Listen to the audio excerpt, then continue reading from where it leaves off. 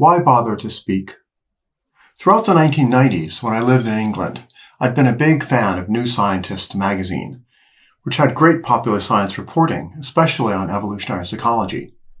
My first book, The Mating Mind, got a positive review in New Scientist, and I got to know some of the New Scientist writers and editors. They put together a set of essays called Big Questions in Science and asked me to contribute.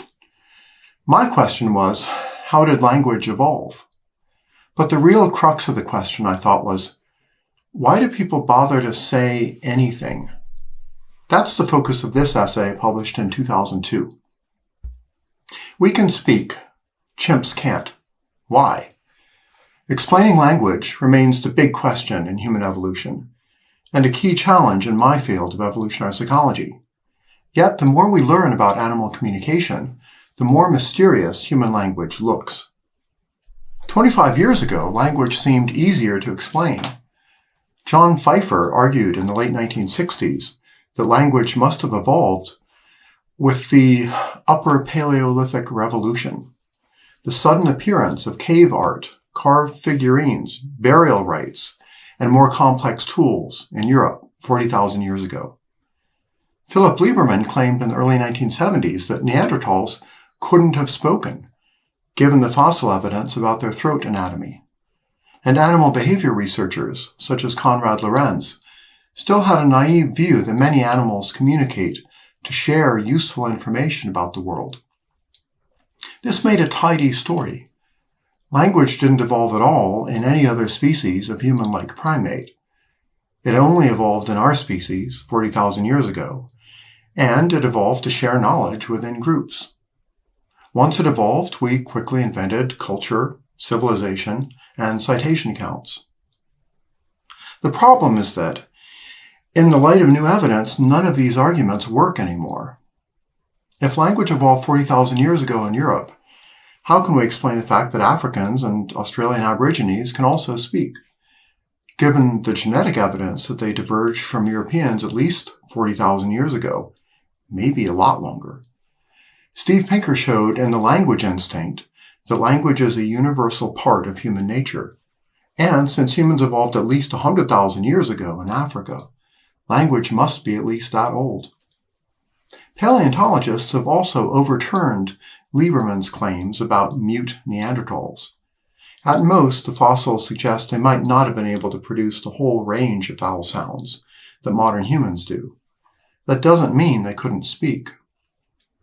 Most importantly, Richard Dawkins and John Krebs revolutionized the study of animal communication in 1978. They argued that it would be very odd for animals to evolve ways of giving away useful information to their evolutionary rivals. Communication, in that sense, would be altruistic, and it is very difficult for altruistic behaviors to evolve.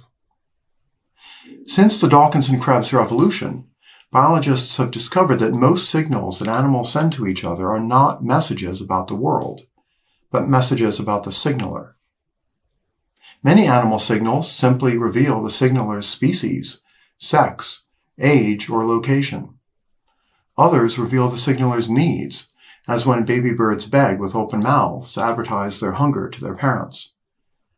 Most common of all, signals reveal the signaler's fitness, their health, energy level, good brains, or good genes, to deter predators from chasing them, to deter rivals from fighting them, or to attract sexual partners who are seeking fit mates.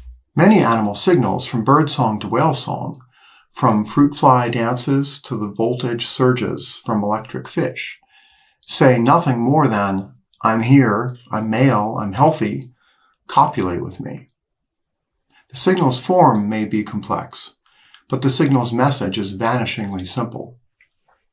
Animals very rarely tell each other anything about the world. A few social insects, such as bees, inform their sisters about food sources. A few mammals warn their relatives about dangers from predators.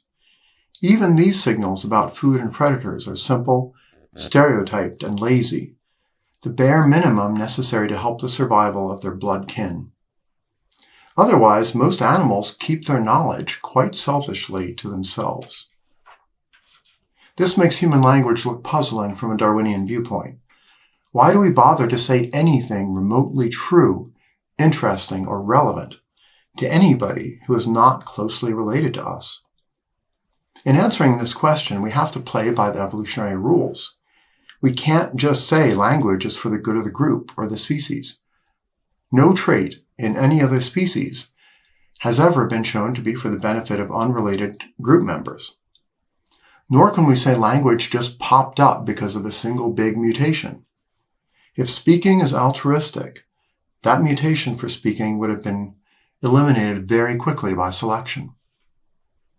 The evidence from psychology, linguistics, and genetics shows that human language is a complex biological adaptation, and adaptations can only evolve gradually over thousands of generations. They evolve because their evolutionary benefits consistently outweigh their evolutionary costs. The evolutionary cost for language was telling useful things to non-relatives, which would allow their genes to prosper at the expense of one's own genes. But what were the survival or reproductive benefits of speaking? Most popular books on language ignore the altruism problem and don't identify any specific evolutionary benefits of speaking. This is the weakness of Steven Pinker's book, The Language Instinct, and Jean Acheson's book, The Seeds of Speech, and Derek Bickerton's book, Language and Human Behavior, Terence Deacon's book, The Symbolic Species. This is also the weakness of so-called ape language research. Chimps only learn visual symbols when human experimenters, such as Sue Savage-Rumbaugh, bribe them with food to do so. Where were the beneficent experimenters who rewarded our ancestors for speaking on the African savanna 200,000 years ago? Robin Dunbar developed one of the few theories that solves the altruism problem. In his book, Grooming, Gossip, and Evolution of Language, he argued that language evolved as an extension of primate grooming behavior. Social primates maintain their relationships with other group members by grooming each other up to several hours per day. Dunbar pointed out that as group sizes increased during human evolution, the time costs of grooming would have increased to unsustainable levels. Perhaps language, especially social gossip, evolved as a more efficient way of servicing our relationships. The social benefits would have translated into both survival and reproductive payoffs, as good relationships do in primate social groups. The trouble is, Dunbar's theory doesn't explain why language has content. Why couldn't we have serviced our relationships by singing meaningless tunes to each other, like the signature whistles of dolphins or the contact calls between primates? Dunbar jokes that his theory explains why most of our gossip seems so vacuous.